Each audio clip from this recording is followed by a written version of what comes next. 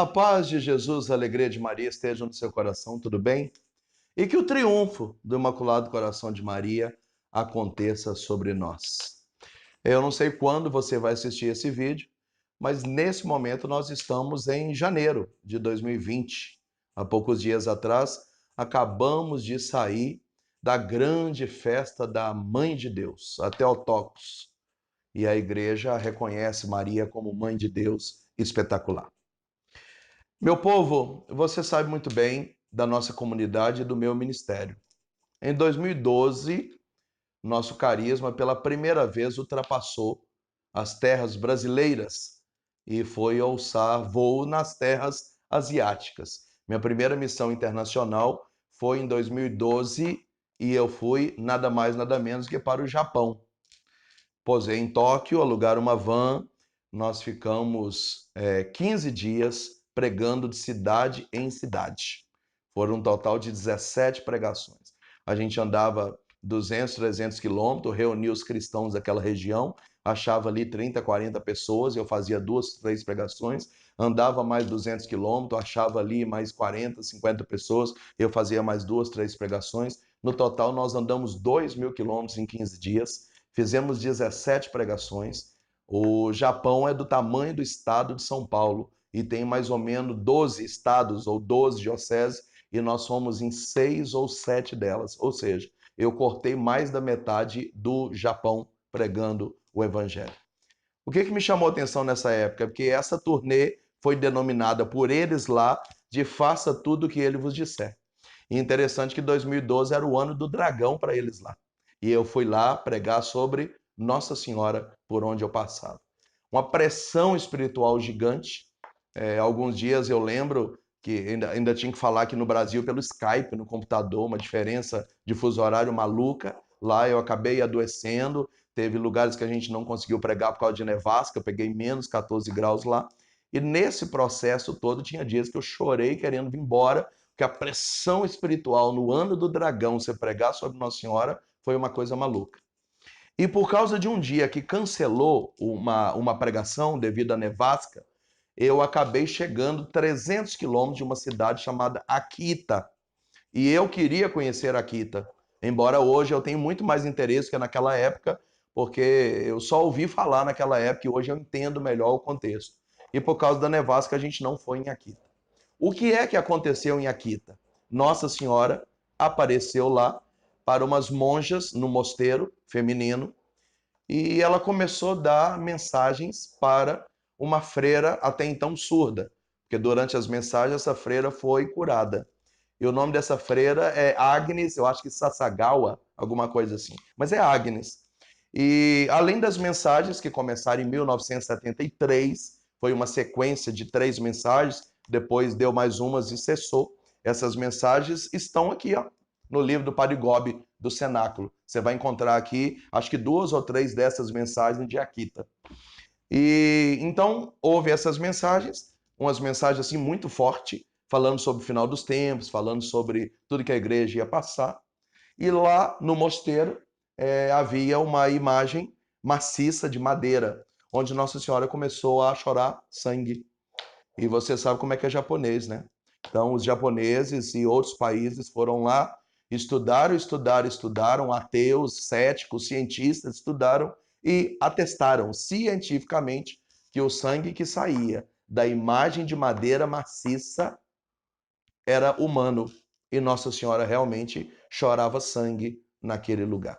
Quem era o Papa da época era João Paulo II e não, minto. Depois que as imagens, que as mensagens foram tomando uma proporção, o Papa João Paulo II parou para dar uma atenção a isso.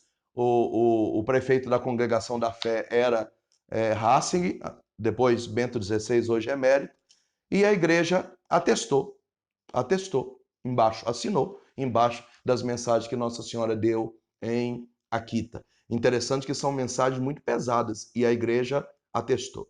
Eu quero deixar bem claro para você que você não tem a obrigação de acreditar em aparições marianas. A igreja chama de devoções particulares, né? Você é obrigado a acreditar nos dogmas, né? Porque o dogma é verdade de fé. Então, pela fé católica, para professá-la, você tem que acreditar em dogma, mas não precisa acreditar nas mensagens, nas aparições. Então, não é nenhum pecado você falar que não acredita no que eu vou falar, não é nenhum pecado você dizer que não acredita nas mensagens de Fátima, de Lourdes, de Guadalupe, não é pecado. Você não tem obrigação de acreditar em mensagens ou aparições, ok?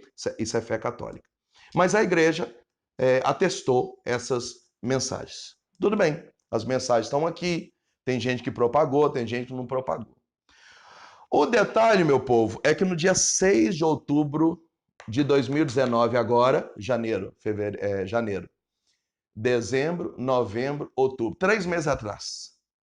Portanto, dia 6 de outubro, 3 meses atrás, da data que eu estou gravando esse vídeo, Nossa Senhora apareceu de novo, 46 anos depois, lá em Akita, chorando de novo e com 2 discursos interessantes. Primeiro discurso, ela pediu para que a gente volte a meditar na última mensagem que ela deu 46 anos atrás. E a mensagem que ela deu, eu retirei, a mensagem é grande, os principais textos para a gente meditar. Primeiro ela disse, rezem pelo Papa. Olha pra você ver, 46 anos depois, nesse momento, no papado de Francisco, Nossa Senhora disse, rezem pelo Papa. Segunda coisa que ela disse, a igreja está dividida a ponto de se aproximar um cisma, um racha dentro da igreja. O que mais que ela disse na mensagem? Cardeais se levantarão contra cardeais e bispos se levantarão contra bispos. Haverá uma divisão grande dentro da igreja. Depois Nossa Senhora disse, se a igreja, se a humanidade não se converter, haverá um castigo tão grande, mas tão grande, que muita gente vai morrer.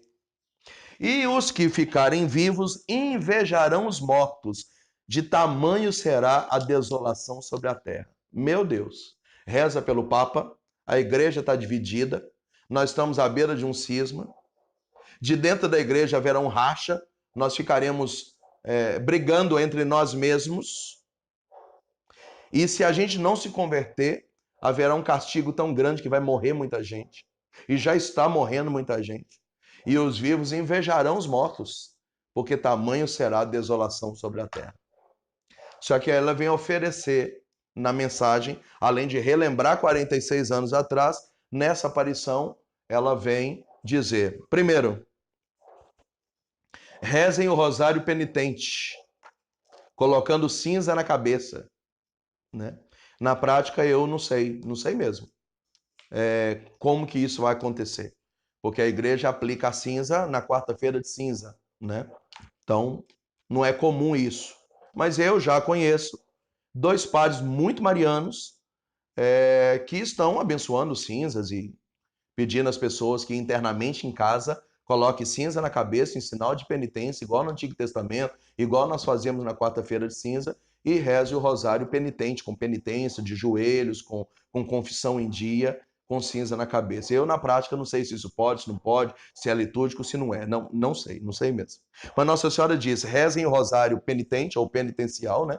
Com coração contrito, confissão em dia, de joelho, como quem está desesperado, agonizando, pedindo socorro, né, com cinza na cabeça, e pede que façamos muita penitência. Penitência, penitência, penitência, penitência. Pelo Papa, pela Igreja, pela salvação das famílias, pela a salvação das almas e por aí afora. Que conclusão a gente chega com tudo isso? A gente chega à conclusão que Jesus está voltando, que Nossa Senhora está dando dicas do que nós temos que fazer para essa volta iminente. O Evangelho de São Mateus, no capítulo 24, num discurso escatológico, a escatologia é o tratamento da igreja a respeito da segunda vinda de Cristo. Jesus diz que no final dos tempos haveria muitas fábulas, muitas ilusões, muitas seitas, muitas filosofias, e que muitos se afastariam da sã doutrina. E isso está entrando dentro da igreja, sabe? Está entrando dentro da igreja, né? Muita coisa acontecendo, as pessoas divididas, né? Entra um ecumenismo meio equivocado, entra uma outra turma mais empresarial trazendo técnicas para a igreja que não é todo mundo que está sabendo lidar, gente aplicando medicina alternativa, ninguém sabe se está certo, se não está. E divisão nas próprias linhas de raciocínio, é um contra o outro contra o outro, ninguém sabe mais quem está certo, é tanto pregador, é tanta gente que vai contradizendo, um puxa para um lado, um puxa para o outro, uns é mais radical, uns na misericórdia, os outros na falsa misericórdia, e nessa bagunça toda Jesus falou que haveria fábulas, ilusões, seitas, filosofias, que muitos iam se afastar da sã doutrina. Aí vem a destruição da família, vem a vontade de Satanás destruir a igreja. Ele vai destruir a igreja? Não vai destruir a igreja, porque Jesus sabia disso no Evangelho de São Mateus, capítulo 16. Jesus diz que as portas do inferno nunca prevalecerão contra ela. A igreja pode ficar machucada, a igreja pode apanhar, e ela fica assim nem um segundo sem respirar esse veneno do inferno. E por que o demônio tem tanta raiva, destila esse ódio para com a igreja? Porque a igreja é a esposa de Cristo na terra. Tudo que existe, existe por causa da igreja. A igreja é santa, imaculada, não tem ruga, não tem mancha, não tem pecado. Eu quero que nesse ano você se fortaleça, que você seja mais católico do que você conheça a sua fé, que você estude, que você esteja imbuído, porque se a gente ficar à margem aí, só nesse papinho aí de milagre, cura, libertação, retirinho, se a gente não focar daqui para frente, a gente vai ser engolido no meio desse turbilhão que a igreja está vivendo e isso vai aumentar. Então é hora da gente apertar o pé, é hora da gente rezar mais, é hora da gente conhecer a nossa fé, é hora da gente estudar, é hora da gente amadurecer, sair da superfície e ir para águas mais profundas, porque Satanás é eternamente derrotado.